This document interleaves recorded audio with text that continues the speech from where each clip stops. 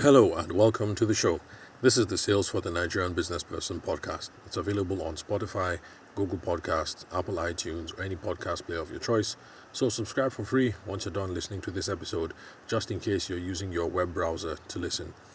Today on the show, we have audio recordings from the WhatsApp School of Business program that I advertised on Saturday, the 15th of July 2023.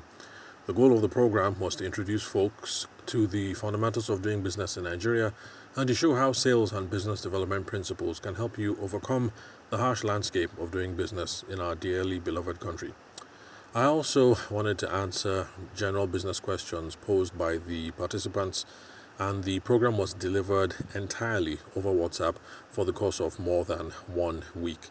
And this is an example of how you can get truly convenient business education in your pocket and learning over WhatsApp at your convenience. If you love what you hear on the podcast and you like daily access to me, to ask me questions related on how to sell in your business, then the WhatsApp Coaching Club is now open, and the investment required for that is only 5,000 naira a month. You ask me anything, I give you answers and assignments to move your business forward. So if you're interested, hit me up on the socials. Don't worry about how to spell my name. I spend most of my time on LinkedIn, and my name, Tabashima Ayede, is the correct spelling. You can find it in the web browser where you're currently listening to this episode. You see the spelling of my name, the email address, and the photo, and it's also in the profile of the podcast app where you're currently listening to my voice. So Tavashima Ayede, the correct spelling of the name, is there.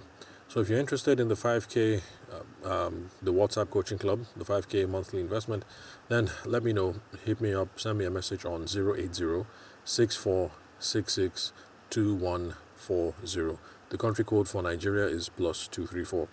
And for those of you who are trying to save to start a business, I'm affiliated with a reputable financial institution in Nigeria that has 504 billion naira in assets. And what that means is they're not going to go broke anytime soon. They're a secure organization to work with. They're not going to run away with your money anytime soon. They're in the business of protecting and guaranteeing your savings. This is not a bank, so you're not going to have an ATM card. You're not going to get hit by lots of miscellaneous fees.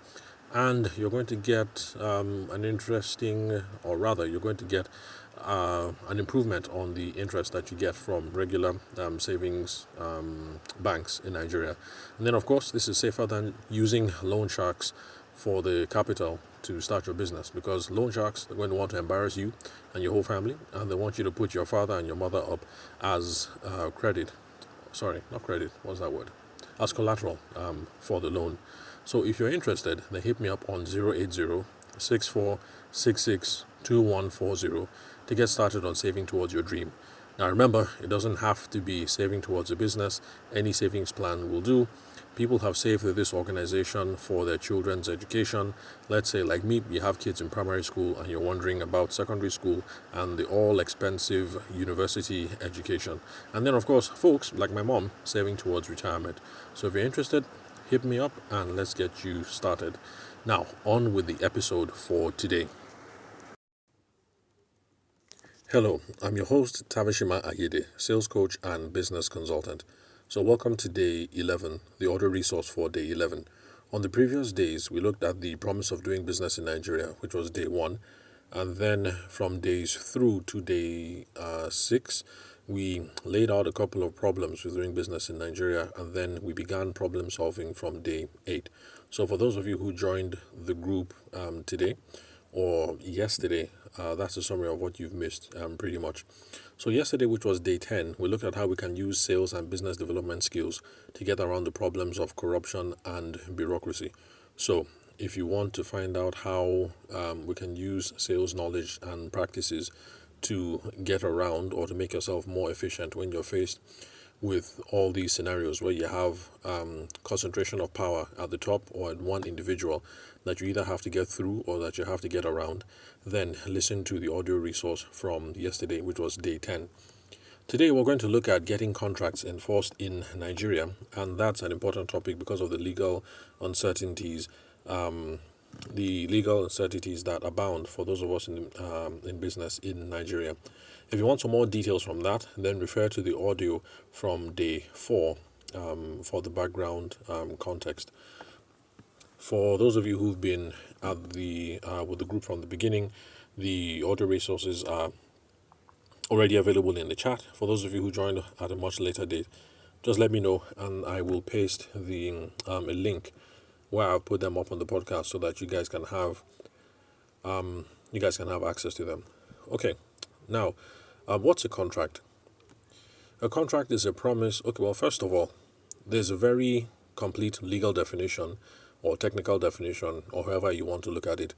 But for the purposes of this program, I'm not going to be using the proper legal definition or any kind of definition for that matter in all the audio resources that I've been putting up. I've been putting up definitions that the ordinary everyday person can relate to because I want us to have an easy grasp of all these principles here that we discuss over here on the group so that you can apply and problem solve on a day-to-day without having to think too much. So a contract is just a promise that we make to another person that the court is going to enforce. So it's just a promise that we make that the court is going to enforce. If you wonder, a promise, if you think about it a little bit, you'll see that essentially what we're doing in business is a promise. So for those of you that are members of my paid WhatsApp group, I'm making you guys a promise that for the amount you guys pay me every month, I'm going to be able to deliver certain results or a certain amount of value. If you do not like the results or if you do not like the value and you think that I was fraudulent, then you can take me to court to either enforce that promise or to get a remedy. So essentially that's all we do in business. We're making promises. Whether we offer consulting services or whether we sell souvenirs or whether we sell lace wig front or whatever it is that you sell, we are making promises. So there are some promises that you make. For instance, promises that I make to my side chick, for instance. I don't have a side chick, but if I had a side chick, it's not all promises that I make to my side chick that the court is going to enforce. But there are some promises that I might make to other people, even if it's a side chick, that the court will enforce. And why is that the case? That's because the court looks at a number of factors to decide whether we wanted something to have legal backing or not. That's number one. And then number two, the court also looks at whether we paid something or we did something of value to enforce the promise.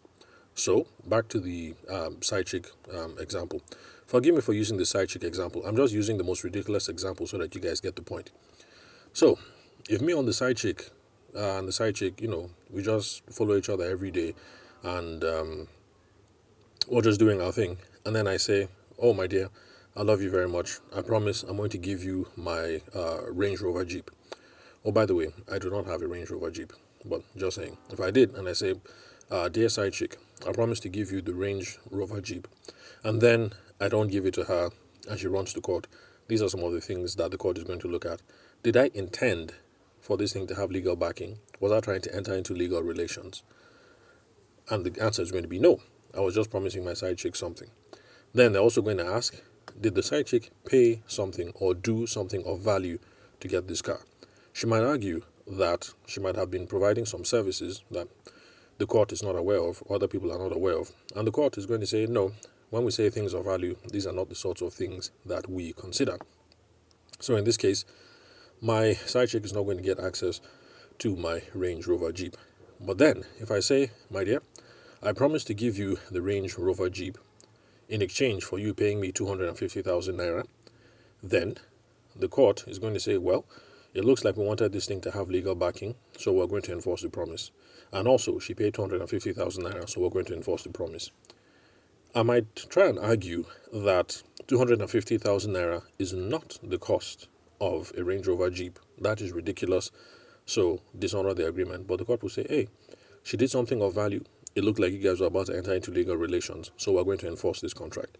So these are the sorts of things that make the court decide to enforce one contract, but then not enforce another contract. So mothers make promises to their sons, fathers make promises to their daughters. We friends, we make promises to each other. Like, oh, don't worry, by the end of December, I will give you this Samsung Flip or Samsung Fold or something. So that is how you know whether some promises are enforceable or not. But if your friend says, you know what, at the end of December, I'll give you my Samsung Flip, just give me 50K. We're friends, just give me 50K, I'll give it to you. That's a different scenario altogether. So that is why we say that contracts are just promises that the court is going to enforce. Now, how will the court know what it is that needs to be enforced and whether you guys wanted to enter into legal relations with each other? That is where the terms of contract become really, really important. Now, terms of contract is just a fancy way of saying the things that you guys agreed to do. So if I agreed to provide 5 lace front wigs made in Vietnam on the 25th of December to be delivered to number 6 Allen Avenue, Ikeja, all those are the terms of contract. These are the things that we agreed to. This lady is going to give me 800k. I'm going to provide 2 lace front wigs. This is the address I'm going to send it to, on what date, and blah, blah, blah. So those are the terms of contract. Now, the court can only know what the terms of contract are by the memorandum that you used to accompany this transaction. Memorandum is a big and fancy word. But what memorandum just means at the end of the day is anything that is evidence of what you guys spoke about. So, WhatsApp messages, documents that you sent back and forth, any papers that you signed, receipts that you sent, the invoice that was sent, people who witnessed the transaction, because it's possible that we don't do any paperwork at all, but if you and I can show some witnesses who are there and say that we heard them talking, they said 800k, they said 2 lace front wigs, and they agreed on the date, and blah, blah, blah. That's going to be enough for the court.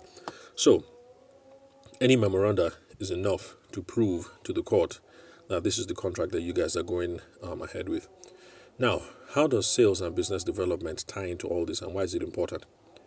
Sales and business development ties into all this because the processes that we use in trying to close the sale, which are the big 3 that I've mentioned on one of my podcast episodes, that is prospecting, qualifications, and discovery.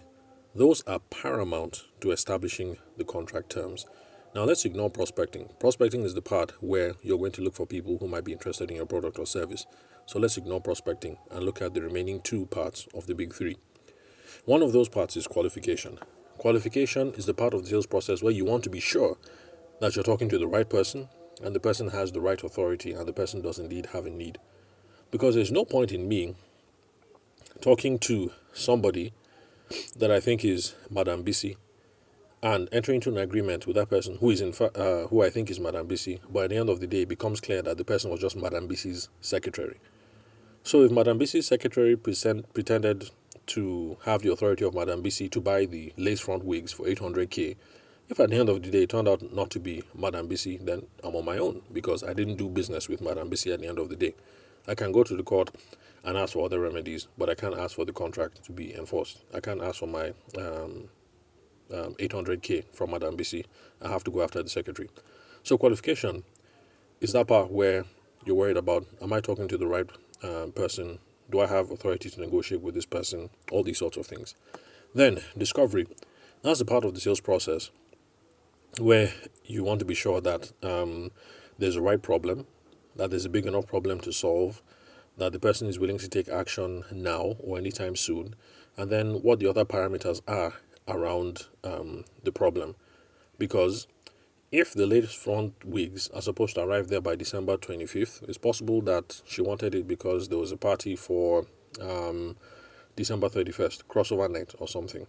And she wants to slay on crossover night. And if that's a huge part of why she's getting these things, and it's big enough for it to be a contract term, okay, well, that's something lawyers can argue over. But you catch my drift. If it's important that I think should be there by December 26th, and that's a key parameter, we need to know right now, because it's possible that the thing might be a contract term or it might not.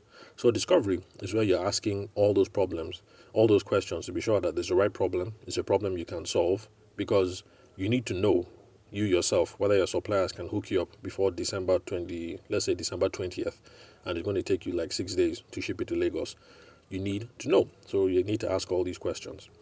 So that's what the discovery process is all about. You're going to know the size of the problem, the parameters, start and end date, the amount, how much are we paying, the use cases, things like that. Because it's possible that the lady is asking you for a lace front wig, but maybe she's about to graduate and become a lawyer. And she said that, and she heard that lawyers use wig and gown. And because of that, she reaches out to you and she asks for a lace front wig. Now, for those of us who are lawyers or who have a legal background, we know that lace front wig is not the kind of thing that we use. So it is up to you in the discovery process to start asking questions about what BC needs this wig for. If she points out that she's doing call to bar and everything and all whatnot, you're the one that will now point out that, oh, BC, when they say wig and gown, it is not lace front wig that they need. It's another kind of wig, and then you hook her up accordingly. Because if it's for call to bar, and she tells you that this is what she wants, you didn't do discovery and you provided it, there'll be quarrel. She will take you to court because she thinks you have a case to answer. Now, of course, you are going to win because it's a ridiculous case, but she's still going to take you to court because she thinks she has a case to make. In discovery, we're supposed to be asking all these questions so that we have all the information that we need. So, in other words, if you're going to go into business relationships with people and you fail to do these big three: prospecting, qualification, and discovery, you're not going to be able to properly establish the parties to the contract. You're not going to be able to determine the terms of the contract, how long the contract is supposed to work, what the subject matter is supposed to be, what price, the location, and blah, blah, blah. So that's one reason why we need to have a sales process. And that's why those of you who just do business by somebody sends you a message on WhatsApp, how much, you respond, you send. That's the reason why you guys end up in so much quarrel, because you didn't do qualification, you didn't do discovery. So that is really, really essential. So if you have a perfect sales process, in other words, then you're going to have contract terms that are very clear, so that if you have to brief your lawyer, you know exactly what it is that you're telling him. If you have to brief your legal team, you know exactly what it is that you're telling them. If they have to go to court on your behalf, they know exactly what it is that they are going to argue before the courts, because everything is very clear. You'll be able to say, no, this is what happened. This is our WhatsApp chat. These are the emails we sent. This is the invoice that I sent her. This is the contract that she signed. This is the message that she sent me afterwards. Blah, blah, blah. This is the paper that I got from the courier, from the delivery guy, and on and on and on. We'll make things very clear. So if you want more details on this, about how the big three, prospecting, discovery, and qualification, can help you have the establish perfectly the terms of contract, then first of all, there are podcast episodes that you can listen to this. That's from my own podcast. There's one called The Perfect Sales Process. You're going to learn about these big three in general detail. But if you want to, how will I put it? If you want to know about it in much more general detail, then listen to previous podcast episodes and you get caught up to speed. But if you have a problem and you need help establishing sales and negotiation framework in your business to make sure that you don't enter into all these wahala with lawyers and contract terms, then I have a paid WhatsApp group. I also have private consultations, and we should be able to sort you out. If you are currently in litigation right now and you need to debrief to make sure that you prevent all these future occurrences from happening, where you guys are arguing over contract terms, it's the same. I have a paid WhatsApp group where we tackle these sorts of things, and then private consultations are also available. So thank you very much for your time and attention today. I will see you guys at day 12, where we'll continue troubleshooting the problems so you can see how sales and business development perspectives can help you overcome the challenges of doing business in Nigeria.